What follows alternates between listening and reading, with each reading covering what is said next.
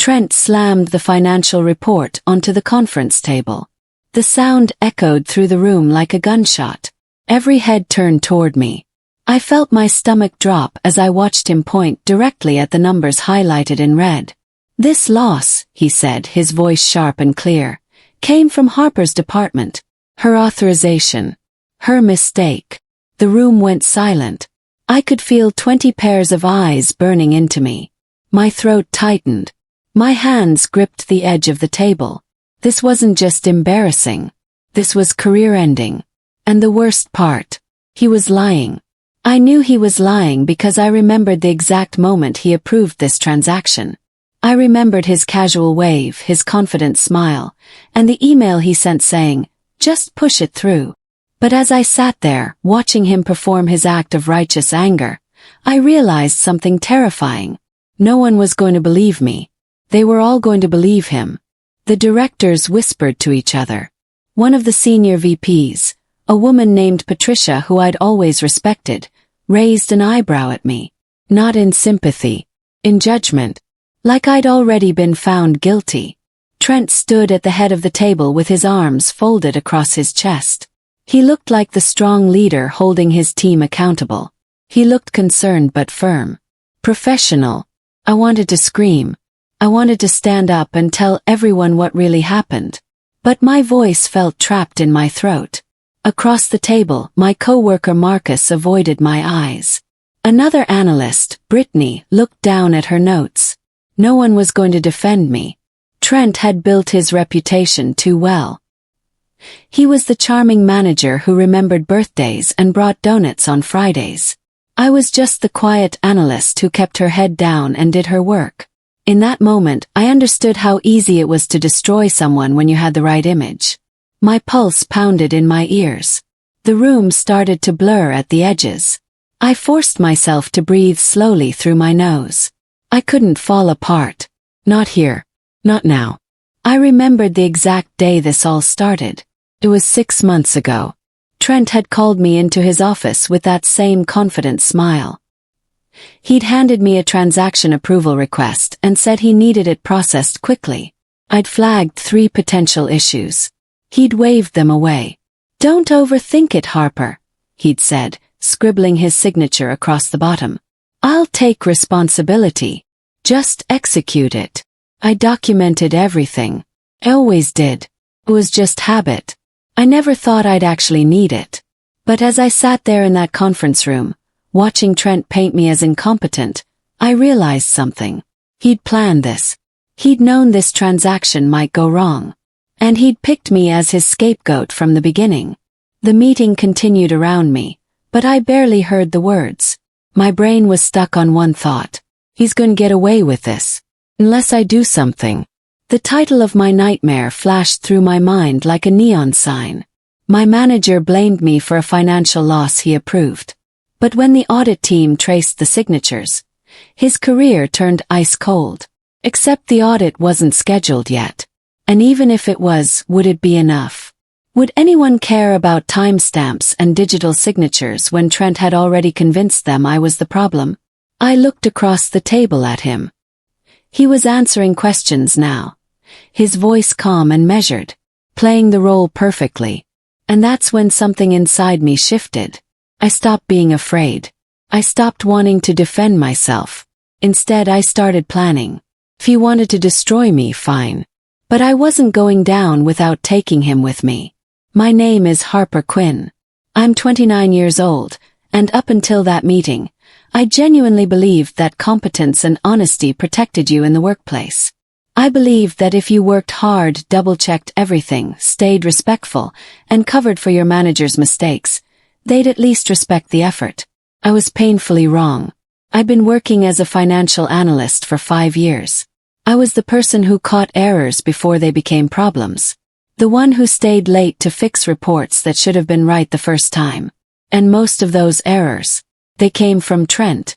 But he never admitted to making mistakes. He just smiled, thanked me for catching that, and moved on. Meanwhile, he took credit for every success, every accurate forecast, every clean quarterly report. He was brilliant at making himself look good. And I was too naive to see that eventually he'd need someone to make him look good by comparison. That someone was me. 6 months earlier, everything had seemed normal.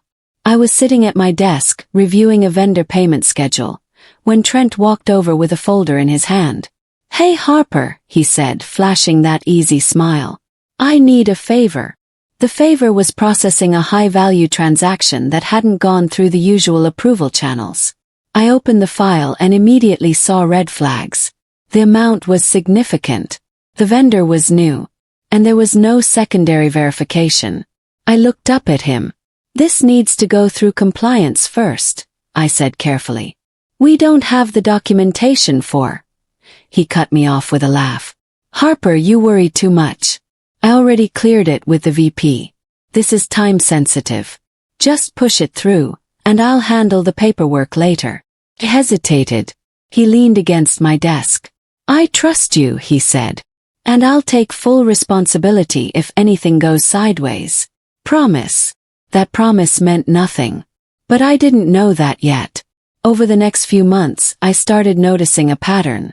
Trent would present findings in meetings that I'd compiled the night before. He'd share insights I'd written in emails, rephrasing them just enough to sound original. At first, I told myself it didn't matter. I wasn't in this job for recognition. I just wanted to do good work. But the pattern continued. In private, he'd praise me. "You're the best analyst I've ever worked with, Harper. I don't know what I'd do without you." In public, he barely acknowledged my contributions. And when the executives asked him how he maintained such accurate forecasts, he'd smile and say, "Just good instincts and a solid team." Solid team. As if I was just one part of a machine he'd built. I started keeping a folder. Not because I suspected anything. Just because I liked having records. Emails, reports, timestamps, little details that proved I'd done the work. I told myself it was just good organization. But deep down maybe I knew. The transaction that caused the loss was processed on a Tuesday afternoon. I remember because it was raining and I'd forgotten my umbrella. Trent stopped by my desk with the approval form already signed. "This is the one we talked about last month," he said. "Vendor payment for the new logistics contract. Get it processed today." Pulled up the file. The red flags were still there. No compliance review. No secondary authorization. Just Trent's signature and a note saying, "Approved, urgent." I looked up at him. "Are you sure about this?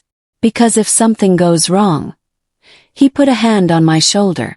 "Harper, I already told you. I'll take responsibility. You're just executing what I've approved. That's how the chain of command works." So I processed it. Click submit. I watched the confirmation screen appear. And I saved every single email, every timestamp, every digital record. Just in case. 3 weeks later, the numbers came back wrong. The vendor had inflated their costs. The contract terms had been misrepresented. And the transaction I'd processed on Trent's orders had resulted in a significant financial loss for the company. When Trent saw the report, his face went pale. Then it went hard. He called me into his office and closed the door. "We have a problem," he said quietly. He nodded. "I saw the numbers. What do you want me to do?" He looked at me for a long moment. Then he said something that made my blood run cold. "I need you to stay quiet about this until I sort it out. Don't mention it to anyone. Don't send any emails. Just let me handle it." I stared at him. "Trent, we have to report this. The quarterly review is coming up and..." I said I'll handle it. His voice was sharp now. "Trust me, Harper. This is for both of us." But his eyes told a different story. He wasn't protecting both of us. He was protecting himself. And I was the problem he needed to eliminate. The setup began slowly. Over the next 2 weeks, Trent started planting seeds. In meetings he'd say things like, "Harper's been under a lot of stress lately. I'm a bit worried about her." To other analysts, he'd mention that I seemed overwhelmed or losing track of details. I didn't notice it at first. But then coworkers started asking if I was okay. If I needed help with my workload. If something was going on at home. I'd smile and say I was fine. But inside I felt the walls closing in.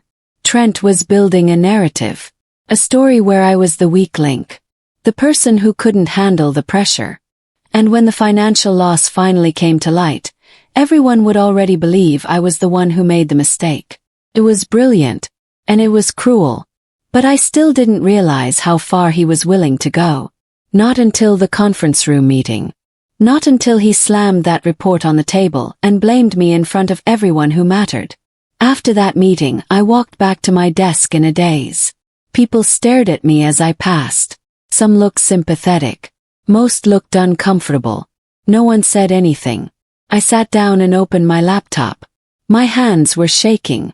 I wanted to cry. I wanted to quit. I wanted to march back into that conference room and scream the truth. But I didn't. Instead, I opened my personal folder. The one I'd been keeping for months. And I started organizing. Every email Trent had sent me. Every approval he'd signed. Every timestamp that proved he'd authorized the transaction. Every piece of evidence that showed he'd known exactly what he was doing. I didn't have a plan yet. But I knew one thing. I wasn't going to let him destroy me without a fight. And if I was going down, I was taking him with me. Trent had two faces. In private, he was almost sympathetic. The next day, he stopped by my desk with coffee. "Hey," he said softly. "I know yesterday was rough. But we'll get through this together. I'm going to make sure you're protected." I looked up at him. His expression was warm, concerned. Like he actually cared. Protected from what? Yes. He hesitated. From the fallout. I'm working on a solution. Just trust me. But in public he was different. In the break room, I overheard him talking to Patricia, the VP. "I'm disappointed," he was saying. "I gave Harper a lot of responsibility, and she just didn't handle it well. I should have been paying closer attention." Patricia nodded. "These things happen. You can't catch everything." I stood there with my coffee, listening to him rewrite history. And I realized he was playing both sides. Keeping me calm in private while destroying my reputation in public. It was masterful. And it made me furious. That night I made a decision. I wasn't going to panic. I wasn't going to react emotionally. I wasn't going to confront him or defend myself in meetings. I was going to be patient. I was going to collect evidence. And I was going to wait for the right moment. Because I knew something Trent didn't. The quarterly audit was coming. It always did. And auditors didn't care about charm or office politics. They cared about facts, numbers, signatures, timestamps, everything Trent had left behind in his rush to cover his tracks. So I started building my case. I printed emails. I saved digital logs. I documented every conversation where Trent had pressured me to process transactions without proper authorization. I wasn't sure when I'd need it, but I knew I would. And when that moment came, I was going to be ready. Over the next week, I became obsessive. I went through every file, every report, every transaction I'd ever processed under Trent's supervision. Created a timeline. A clear, undeniable timeline that showed exactly when he'd approved things, exactly what he'd said, and exactly how he'd covered his tracks. I used timestamps from our internal system, email headers, digital signatures that were embedded in approval forms. Things most people didn't even know existed. But I did. 'Cause I was detail-obsessed. It was the thing Trent had valued about me when it helped him. And now it was going to destroy him.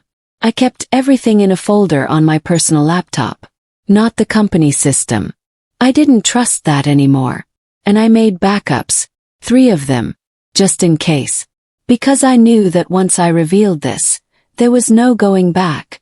Trent would either be finished or I would. And I was betting everything on the evidence. 2 weeks after the conference room disaster, a rumor started spreading through the office. The quarterly audit was scheduled earlier than usual. Some people said it was routine. Others whispered that leadership was concerned about financial irregularities. I saw Trent's reaction the moment he heard. He was standing by the coffee machine talking to Marcus. Someone mentioned the audit, and Trent's smile froze. just for a second. Then he laughed it off. Good, he said. We've got nothing to hide. But his hand shook slightly as he poured his coffee. I watched from across the room. And I knew. He was terrified. Because he understood what I'd already figured out. An audit meant everything would be traced. Every signature. Every approval. Every transaction. And when they looked closely at the financial loss he'd blamed on me, they'd see his name all over it. He needed to frame me completely before that audit happened. Which meant he was about to escalate. And I needed to be ready. 3 days before the audit team arrived, Trent called an emergency meeting. I want to clarify roles and responsibilities, he announced. There's been some confusion about the approval process, and I think we need to set the record straight. The conference room filled quickly. I sat in the back, watching as Trent set the stage. He talked about accountability and ownership.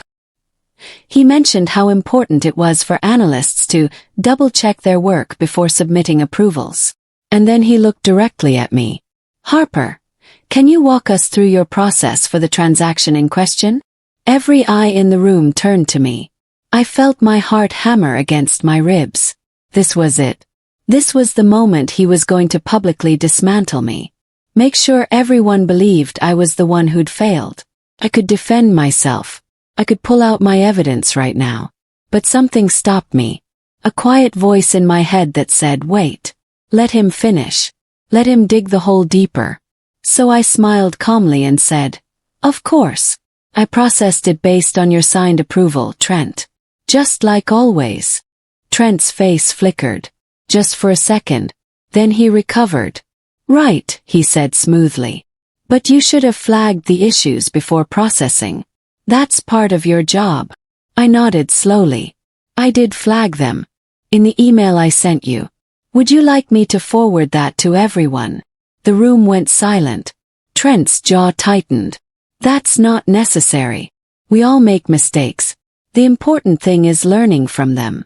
He moved on quickly, but I saw it. The crack in his armor.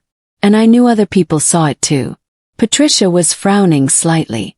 Marcus looked confused. Trent had overplayed his hand. He'd tried to humiliate me in front of everyone.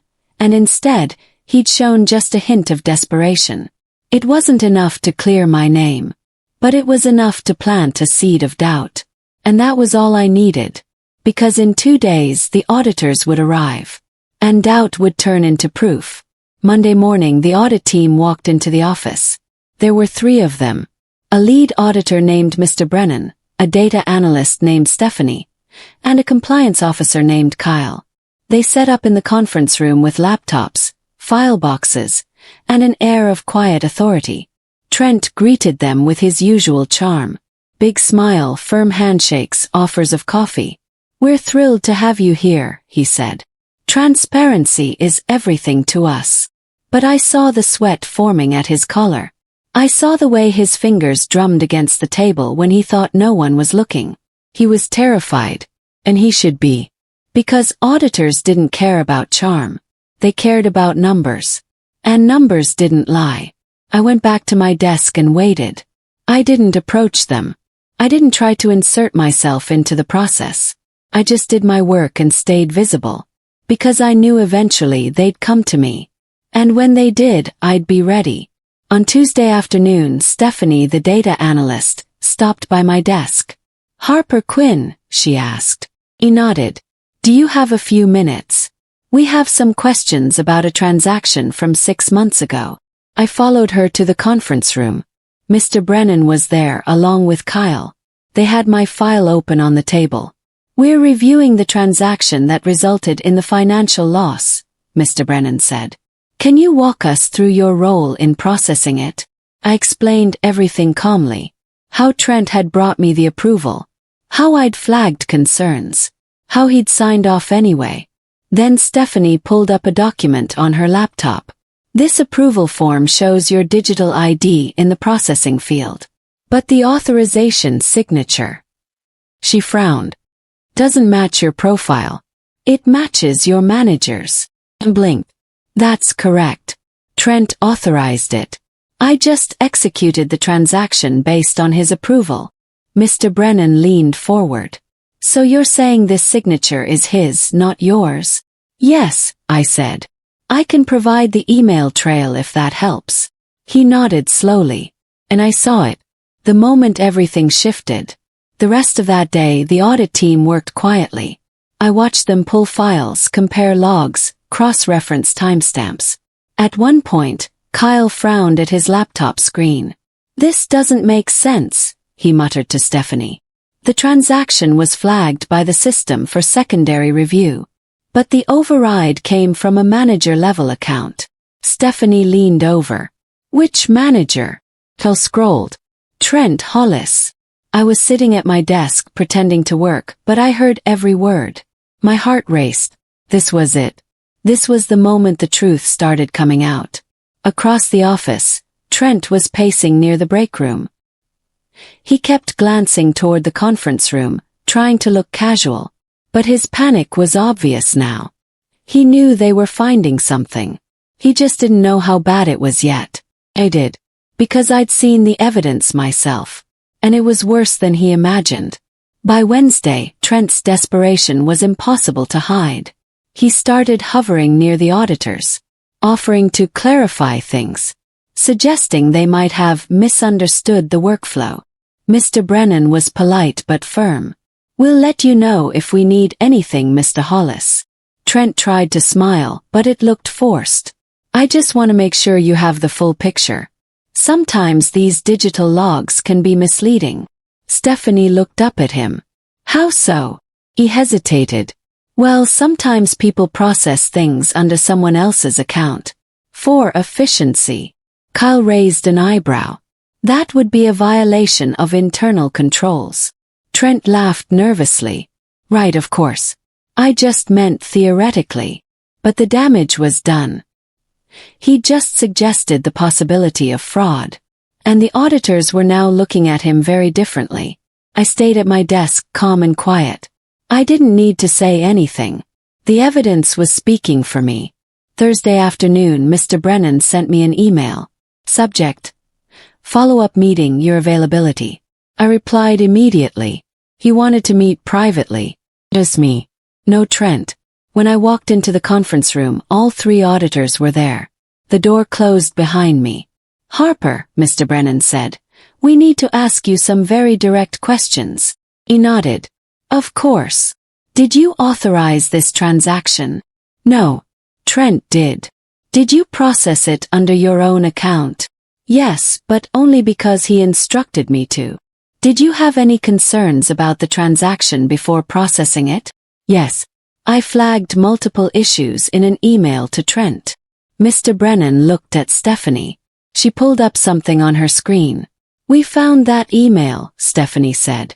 Along with 15 others over the past 6 months where you flagged similar concerns.